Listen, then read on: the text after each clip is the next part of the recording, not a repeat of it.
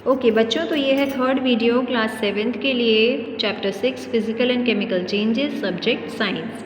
तो हम physical changes के बारे में पढ़ रहे थे बेटा, जिसमें हम कैरेक्टरिस्टिक्स देख लेते हैं फिजिकल चेंजेस की। फिजिकल चेंज में कोई नया सब्सटेंस नहीं बनता है, ये चेंजेस हमेशा टेम्पररी होते हैं, परमानेंट नहीं होते हैं। मतलब अगर आपने पेपर फाड़ दिया तो आप टेंशन मत लीजिए कि वो पेपर अब स्टिक नहीं हो सकता, वो स्टिक हो जाएगा, ठीक है। Then most physical changes are reversible while some other are changes which are irreversible। ज़्यादातर फिजिकल चेंजेस कैसे होते हैं? रिवर्सिबल होते हैं, मतलब आप वाटर से आइस और आइस से वाटर बना सकते हैं, ठीक है। Composition of matter remains unaltered.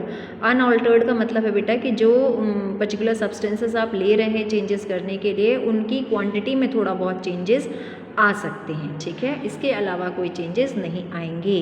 तो आई होप कि आपको अच्छे से समझ में आ गया होगा फिजिकल चेंजेस क्या होते हैं। कोई नया सब्सटेंस नहीं बनता है, रिवर्सिबल होते हैं, परमानेंट नहीं होते हैं, ठीक है। नेक्स्ट टॉपिक में हम देखेंगे chemical changes. Okay, so the substance that changes undergo when they turn into other substance are called chemical changes. Simple language में अगर मैं आपको समझाऊं बेटा, तो केमिकल चेंजेस वो चेंजेस होते हैं जिसमें आपको एक नया सब्सटेंस देखने को मिलता है, और जो परमानेंट होते हैं, जो टेम्पररी नहीं होते हैं, और इरिवर्सिबल होते हैं। मतलब सारे का सारा फिजिकल चेंजेस का opposite. Okay, new substances are formed, permanent होते हैं, नॉन इरिवर्सिबल होते हैं। Okay, in a chemical change chemical properties of original substances disappear. जब आप किसी सब्सटेंस में केमिकल चेंज करते हैं तो उसकी जो ओरिजिनल प्रॉपर्टीज़ हैं वो डिसअपियर हो जाती हैं, और उसकी वो बिल्कुल नई प्रॉपर्टीज़ के साथ एक नया सब्सटेंस बन जाता है, ठीक है। For example burning of coal. जब कोल जलता है बेटा तो ऑक्सीजन केमिकली कंबाइन हो जाती है कार्बन के साथ, ठीक है, the substance that make most of the coal, and इससे क्या होता है, नई गैस बनती है जो कि कार्बन डाइऑक्साइड है। चलो और एग्जाम्पल देखते हैं, आपको अच्छे से समझ में आएगा। देखिए, burning of candle. Burning of candle is a chemical change. Candle का जलना एक केमिकल चेंज है, वहीं वैक्स का मेल्ट होना एक फिजिकल चेंज है, ठीक है।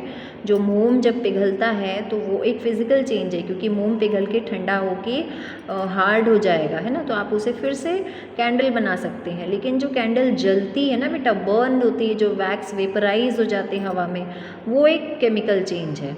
Formation of curd from milk. दूध का दही बनना केमिकल चेंज है। ओके, आप वापस दही से दूध तो नहीं बना सकते ना। फिर electrolysis of water to form hydrogen and oxygen. Electrolysis, water में जब हम करंट पास करते हैं तो उसमें हाइड्रोजन के मॉलिक्यूल्स अलग हो जाते हैं, वाटर के मॉलिक्यूल्स अलग हो जाते हैं। इन विच वेज, ये आपको हायर क्लासेस में अच्छे से समझ में आएगा। Rusting of iron. आयरन का जंग लगना इज़ अ केमिकल चेंज, ठीक है। फ्रूट्स का पकना, प्लांट का ग्रो होना, ट्री में कन्वर्ट होना, ये केमिकल चेंज है। Bursting of a cracker chemical change है। Cooking of food chemical change है। वापस से आप कच्ची सब्जियां तो नहीं निकाल सकते ना बने हुए खाने से। फूड का digestion is also a chemical change. Germination of seeds, है ना, बीजों का जो है जर्मिनेशन होना एक केमिकल चेंज है। तो कुल मिला के बेटा ऐसे चेंजेस जो परमानेंट हैं, जो रिवर्सिबल नहीं है, दोबारा नहीं हो सकते, वो केमिकल चेंजेस होते हैं, और उनमें नया सब्सटेंस हमें देखने को मिलता है। तो अब आप खुद से दिमाग लगाइए और कुछ चेंजेस अपने दिमाग में सोचिए। चलो नेक्स्ट टॉपिक में हम देख लेते हैं कैरेक्टरिस्टिक्स ऑफ केमिकल चेंजेस। तो केमिकल चेंज जब होता है बेटा, तो one or more entirely new substances are formed. एक बिल्कुल आपको नया सब्सटेंस देखने को मिलता है, जैसे कि दूध में आप 1 चम्मच अगर लेमन जूस डाल देते हैं तो आपको 5 मिनट बाद आपको क्या दिखेगा कि वो दूध तो गायब हो गया, उसमें दही बन गया है जिसकी प्रॉपर्टीज़ बिल्कुल नई है, उसका टेस्ट नया है, उससे नई चीज़ें बन सकती हैं, ठीक है।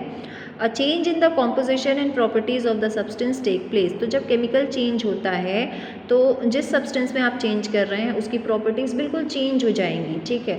जैसे दूध मीठा होता है तो दही कैसा रहेगा, खट्टा रहेगा, ठीक है। चेंज हमेशा इरिवर्सिबल होते हैं और परमानेंट होते हैं। अगर आपने आलूओं को उबाल करके उसकी सब्ज़ी बना ली तो फिर से आपको कच्चे आलू नहीं मिलने वाले हैं, ठीक है। हीट और लाइट में भी गिवन आउट और एब्जॉर्ब। तो जब केमिकल चेंजेस होते हैं हीट और लाइट एब्जॉर्ब होती है या तो फिर एमिट मतलब निकलती है। जैसे कि आपने खाना बनाया, उसमें खाने ने क्या किया, आपकी हीट एनर्जी को एब्जॉर्ब किया, तभी तो खाना पका, है ना। और वहीं जब आप क्रैकर को बर्स्ट करते हैं, पटाखे जलाते हैं, तो उसमें से हीट भी निकलती है, लाइट भी निकलती है। Okay, so rusting of iron, burning of a fuel, curding of milk, cooking of food, fermentation, ये कुछ और एग्जाम्पल्स हैं केमिकल चेंजेस के। ओके, चलिए केमिकल रिएक्शन देखेंगे हम क्या होता है। तो केमिकल रिएक्शन एक ऐसा प्रोसेस है in which both physical and chemical properties of a original substance change to form new substance with different properties. Chemical reaction में दो सब्सटेंसेस मिल करके एक नया सब्सटेंस बनता है जिनकी प्रॉपर्टी पूरी तरह से चेंज होती हैं, ठीक है। तो जो सब्सटेंस केमिकल रिएक्शन करते हैं वो रिएक्टेंट कहलाते हैं, और नया सब्सटेंस जो नई प्रॉपर्टीज़ के साथ बनता है वो कहलाता है प्रोडक्ट, ठीक है। फॉर एग्जाम्पल कार्बन और ऑक्सीजन ने मिलकर क्या बना लिया, कार्बन डाइऑक्साइड। हाइड्रोजन और ऑक्सीजन ने मिलकर क्या बना लिया, वाटर। ओके, तो chemical reaction is usually accompanied by easily visible physical effects such as emission of heat and light, formation of a precipitate, evolution of gas और a change of color। तो chemical reaction जैसे कि बेटा water में जब हम चूना मिलाते हैं ना तो एकदम से गैस निकलती है, वो क्या है, केमिकल रिएक्शन है। ओके, दूध में हमने दही को मिलाया, क्या है, केमिकल रिएक्शन है। तो कुछ केमिकल रिएक्शन हमें इमीडिएटली दिखते हैं, कुछ हमें नहीं दिखते हैं, ठीक है। तो जब केमिकल रिएक्शन होते हैं तो हीट और लाइट का एमिशन होता है, एमिट होती है हीट और लाइट, है ना। Then formation of precipitate, dense liquid form होता है, गैस निकलती है, कलर चेंज होता है। अच्छा, कलर चेंज होता है, मैंने जो हल्दी वाला आपको बताया था ना कि अगर हमने कपड़े में हल्दी लगाया है और उस पर फिर हम कोई बेस लगा दें, साबुन लगा दें या निरमा लगा दें, तो वो तुरंत कलर चेंज हो जाएगा कपड़े का, वो रेड हो जाएगा। That is also a chemical change, ठीक है। तो ये सब कुछ बेटा केमिकल रिएक्शंस होते हैं। ओके, सॉरी, केमिकल चेंज नहीं, केमिकल रिएक्शन। तो बच्चों इस बेसिस पर हमने 4 तरह के केमिकल रिएक्शंस यहाँ पर देखे हैं। सबसे पहला है कॉम्बिनेशन और सिंथेसिस रिएक्शन। क्या होता है इस रिएक्शन में, चलिए देखते हैं। सो इन अ सिंथेसिस रिएक्शन 2 और more simple substances combine to form a more complex substances. Very simple है, सिंथेसिस का मतलब इकट्ठा होना है ना, फोटोसिंथेसिस, इकट्ठा होना। तो 2 और 2 से ज़्यादा सिंपल सब्सटेंसेस कंबाइन होके एक नया मोर कॉम्प्लेक्स सब्सटेंस बनाते हैं, ठीक है। इसको जनरली हम केमिकल इक्वेशंस में हम अपने केमिकल रिएक्शंस को इंडिकेट करते हैं बेटा, ठीक है। जैसे कि जब आप एडिशन सब्ट्रैक्शन करते हैं ना मैथ्स में, मेथड को दिखाने के लिए हम अलग तरह के सिंबल्स का इस्तेमाल करते हैं, है ना, फॉर्मूलेज को हम इनपुट करते हैं। वैसे ही बेटा आपकी केमिस्ट्री में क्या होता है कि जब आपको किसी चीज़ को केमिस्ट्री में हम केमिकल इक्वेशंस को, केमिकल रिएक्शंस को केमिकल इक्वेशन के थ्रू शो करते हैं, दिखाते हैं, थियोरिटिकली समझाते हैं, ठीक है, रिटन फॉर्म में। तो देखो यहाँ पर वैसे ही समझाया जा रहा है कि 2 सिंपल सब्सटेंस मिल करके एक जो है कॉम्प्लेक्स सब्सटेंस बनाते हैं, ठीक है। और बच्चों लेफ्ट हैंड साइड में आपके जो मटेरियल सब्सटेंसेस होते हैं वो रिएक्टेंट कहलाते हैं, राइट हैंड साइड में आपको जो सब्सटेंस मिलता है वो आपका प्रोडक्ट कहलाता है, ठीक है। और एक लंबे से एरो के साथ इसे डिनोट किया जाता है, इट इम्प्लाइज। ओके, इस एरो के साथ ये बताया जाता है कि यहाँ पर जो रिएक्शन हो रहा है उसका रिजल्ट आपको यहाँ मिलेगा। क्लियर? चलिए, तो सिंथेसिस रिएक्शन का हम यहाँ पर एग्जाम्पल देखते हैं। यहाँ पर दिया हुआ है कि मैग्नीशियम जब बर्न होता है ऑक्सीजन के साथ तो ये बनाता है magnesium oxide.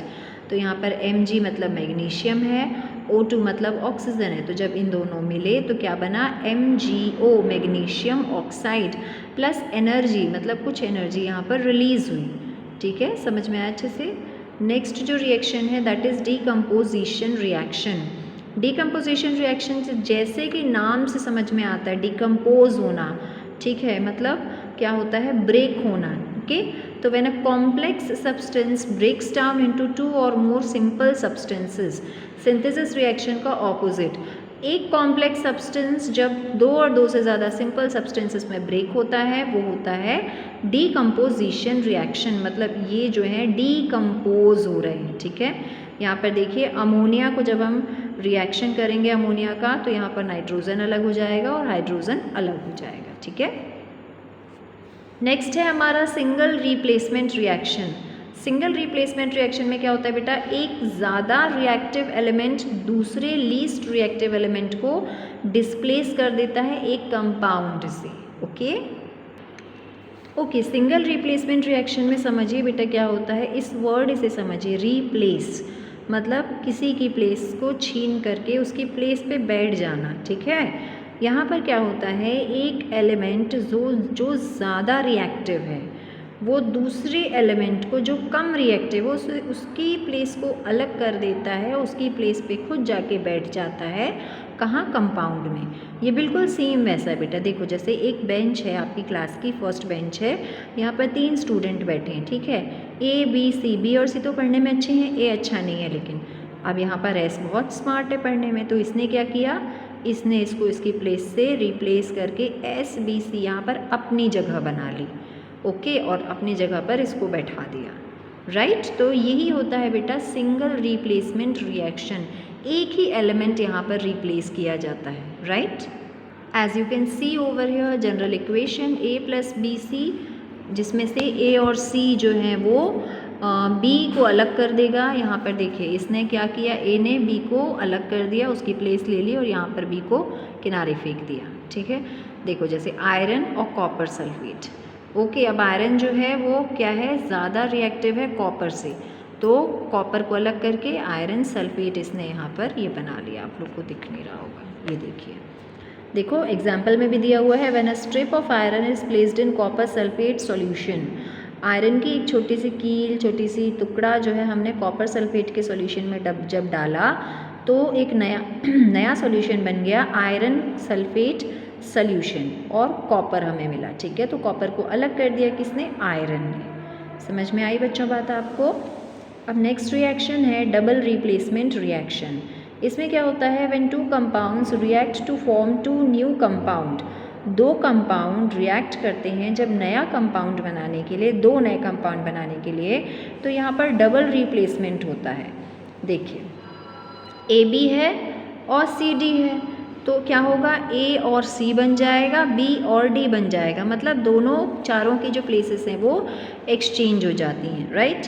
When hydrochloric acid and sodium hydroxide react, ये देखिए जब हाइड्रोक्लोरिक एसिड और सोडियम हाइड्रोक्साइड रिएक्ट करते हैं बेटा, तो सोडियम और हाइड्रोजन प्लेसेस स्विच कर लेते हैं, ओके। ये देखिए ये सोडियम और यहाँ पर ये हाइड्रोजन ने प्लेसेस क्या कर ली, स्विच कर ली, तो NaCl बन गया और H2O बन गया, सोडियम क्लोराइड बन गया और वाटर बन गया, ओके। स्विच कर ली प्लेसेस, क्योंकि जो लीस्ट रिएक्टिव था और जो हाईली रिएक्टिव था, दोनों ने अपनी अपनी प्लेसेस को एक्सचेंज करके प्लेसेस ले ली, ओके। और इस तरह से ये कैसा रिप्लेसमेंट रिएक्शन कहलाया, डबल रिप्लेसमेंट, ओके, क्योंकि दो एलिमेंट्स यहाँ पर अपनी प्लेसेस जो है वो चेंज कर रहे हैं, ओके। तो ये रिएक्शंस को अच्छे से पढ़िएगा बेटा, आपको डेफिनेटली सब कुछ अच्छे से समझ में आएगा, क्योंकि मैंने बहुत अच्छे से आपको एक्सप्लेन करने की कोशिश की है, okay. So up till then, thank you so much.